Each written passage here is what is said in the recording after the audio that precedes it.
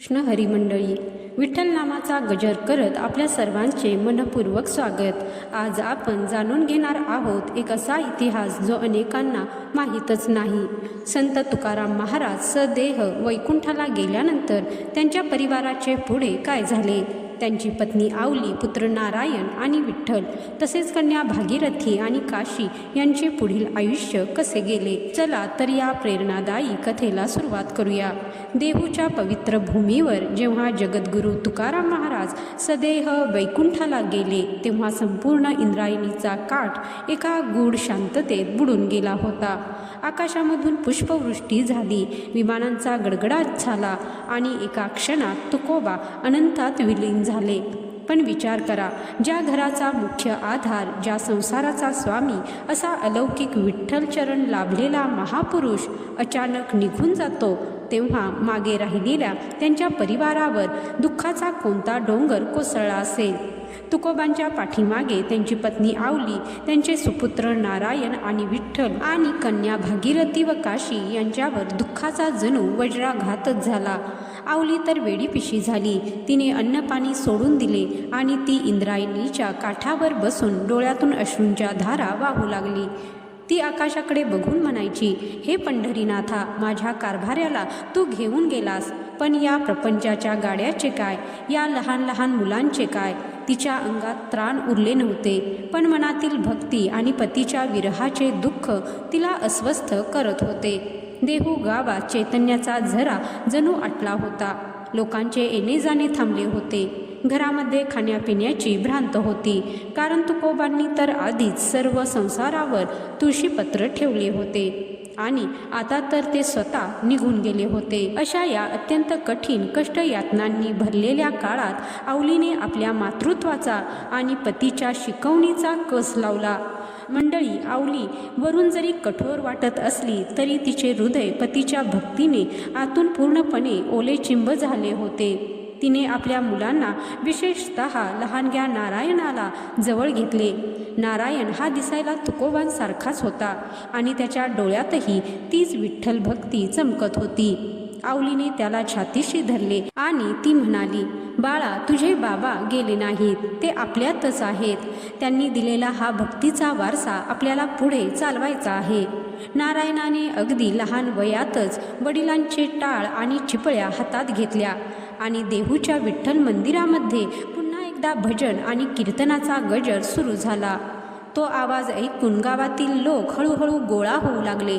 लोकांच्या डोळ्यात अश्रू आले, कारण त्यांना लहानग्या नारायणामध्ये साक्षात तुकाराम महाराजांचे रूप दिसत होते। दिवसामागून दिवस जात होते, ऋतू बदलत होते, पण तुकोबांच्या घराण्यातील भक्तीचा हा दिवा मंदावला नाही, उलट तो अधिकच तेजोमय होत गेला।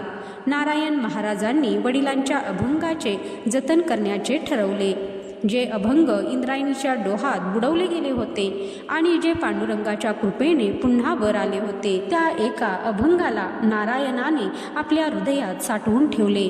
त्यांनी महाराष्ट्रभर पायी प्रवास करून तुकोबांच्या विचारांचा प्रसार सुरू केला। त्यांच्या या खडतर तपश्चर्येमुळे आणि साध्या राहणीमानामुळे लोक त्यांना आदराने नारायण महाराज म्हणू लागले। मोठी कन्या भागीरथी हिचा विवाह झाला होता। ती आपल्या संसारात वडिलांच्या संस्काराचे कौतुक करत विठ्ठल नाम जप करत होती। घरामध्ये दारिद्र्य होते, गरिबीची छाया होती, पण कोणाच्याही मुखावर विठ्ठलाविषयी तक्रार नव्हती। आवली आता वृद्ध झाली होती, तिचे डोळे पांडुरंगाच्या मूर्तीकडे पाहत पाहत अंधुक झाले होते। रात्रीची ती तुकोबांच्या जुन्या अंथरुणावर हात फिरवायची आणि म्हणायची, आता पुरी झाली ही जगण्याची वणवण, पांडुरंगा मलाही आता तुमच्या चरणाशी घ्या। आणि एक दिवस अत्यंत शांतपणे विठ्ठलाच्या नामाचा गजर करत आवलीनेही या जगाचा निरोप घेतला। तिची आत्मा वैकुंठाला आपल्या स्वामीच्या चरणाशी लीन झाली। आईच्या जाण्यानंतर नारायण आणि विठ्ठल या दोन्ही भावांवर मंदिराची आणि परंपरेची संपूर्ण जबाबदारी आली। मंडळी, नारायण महाराजांचे तप इतके अथांग होते की त्यांच्या कीर्तनाला साक्षात विठ्ठल गुप्त रूपाने हजेरी लावत अशी लोकांची श्रद्धा होती। त्यांनी देहूचा परिसर एका पवित्र तीर्थक्षेत्रात बदलून टाकला। दरवर्षी आषाढी कार्तिकीला जेव्हा पंढरीची वारी निघायची तेव्हा तुकोबांच्या पादुका पालखीत ठेवून पंढरपूरला नेण्याची प्रथा याच नारायण महाराजांनी सुरू केली। ती पालखी जेव्हा देहूहून निघायची तेव्हा हवेत गुलाल आणि भुक्याची उधळण व्हायची। ज्ञानोबा तुकाराम या नामाच्या गजरात संपूर्ण आकाश दुमदुमून जायचे। नारायण महाराजांनी वडिलांच्या गाथेचे वाचन घराघरात पोहोचवले। विठ्ठल महाराज सुद्धा भावाच्या पाठीशी सावलीसारखे उभे राहिले। या दोन्ही भावांनी मिळून संसाराच्या सर्व हालअपेष्टा सहन केल्या, पण तुकोबांच्या नावाचा आणि भक्तीचा सुगंध कधी कमी होऊ दिला नाही। अनेक राजे त्यांच्या चरणाशी सोन्या नाण्याची नजराने घेऊन आले, पण तुकोबांच्या या सुपुत्रांनी या संपत्तीला माती समान मानले आणि विठ्ठल भक्तीच्या श्रीमंतीतच आपले संपूर्ण आयुष्य व्यतीत केले। देहूच्या त्या पवित्र मंदिरामध्ये जेव्हा नारायण महाराजांनी आणि विठ्ठल महाराजांनी वडिलांच्या भक्तीचा वारसा अखंड चालवला तेव्हा त्यांच्यावर केवळ कौतुकाचाच वर्षाव झाला नाही, तर नियतीने त्यांची पुन्हा एकदा कठीण परीक्षा घेण्यास सुरुवात केली।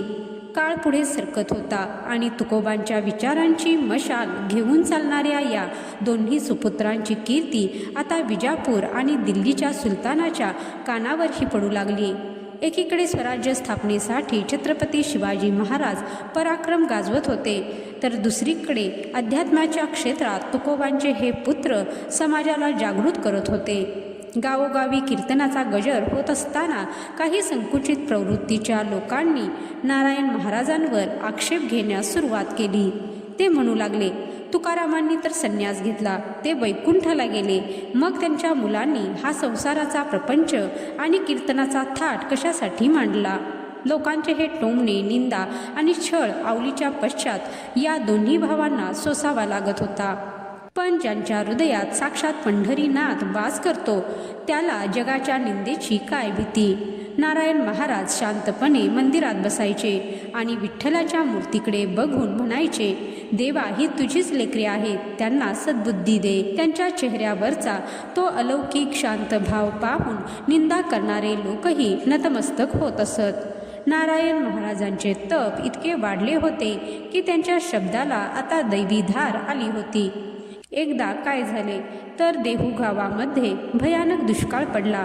इंद्रायणीचे पात्र कोरडे ठणठणीत पडले, विहिरींनीही तळ गाठला आणि गुरेढोरे पाण्यासाठी तडपडून मरू लागली। गावातील लोक हताश झाले, कारण शेती सुकली होती आणि घराघरात अन्नाचा कण उरला नव्हता। अशा संकटसमयी लोक नारायण महाराजांच्या चरणाशी आले आणि रडू लागले, महाराज, तुमच्या वडिलांनी जसे इंद्रायणीतून अभंग वर काढले तसे तुम्ही आता या धरणीवर पाऊस पाडा, नाहीतर आम्ही सर्व उपाशी मरू। नारायण महाराजांचे हृदय दयेने भरून आले। त्यांनी दोन्ही हात जोडून विठ्ठलाची करुणा भाकली। त्यांनी देहूच्या मंदिरासमोर उभे राहून वडिलांच्या चिपळ्या हातात घेतल्या आणि असा काही आर्त स्वरात अभंग गायला की संपूर्ण वातावरणामध्ये एक वेगळीच कंपनी निर्माण झाली। भेटी लागे जीवा लागलीसे आस या अभंगाचा गजर करत असताना नारायण महाराजांच्या डोळ्यातून अश्रूंच्या धारा वाहू लागल्या।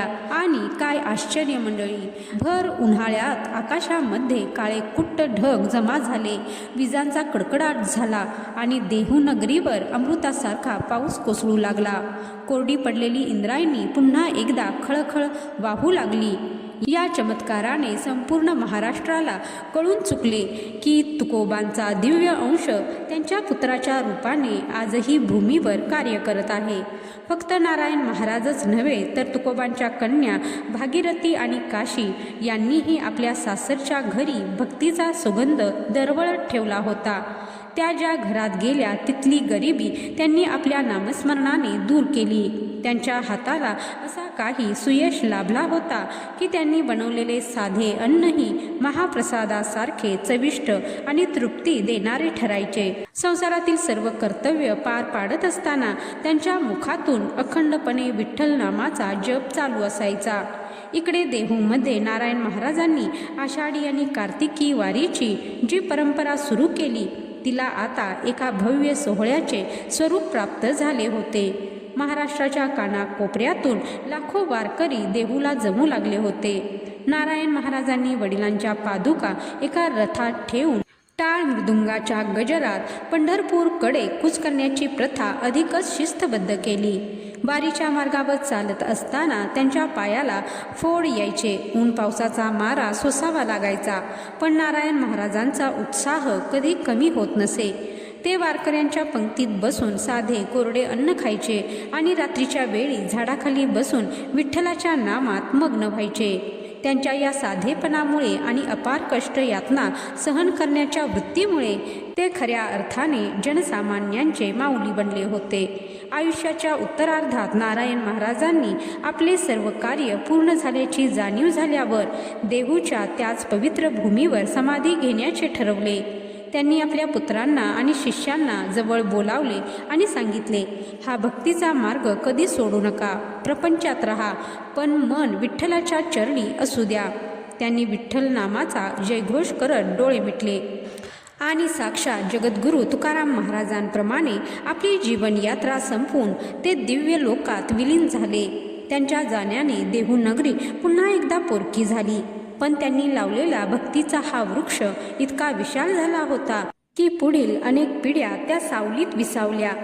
आज कित्येक शतके उलटून गेली तरी जेव्हा आषाढी वारीला ज्ञानबा तुकाराम असा गजर होतो, तेव्हा त्या पालखीच्या पुढे चालणारे नारायण महाराज आणि त्यांच्या पाठीमागे उभा असलेला तुकोबांचा संपूर्ण परिवार भक्तांना आपल्या आंतरिक डोळ्यांनी दिसत राहतो. तर मंडळी, आजचा हा माहितीपूर्ण व्हिडिओ तुम्हाला आवडला असेल तर व्हिडिओला लाईक करा, शेअर करा आणि चॅनलवरती नवीन असाल तर चॅनलला सबस्क्राईब करा. तसेच कमेंट बॉक्समध्ये रामकृष्ण हरी लिहायला विसरू नका. धन्यवाद. रामकृष्ण हरी.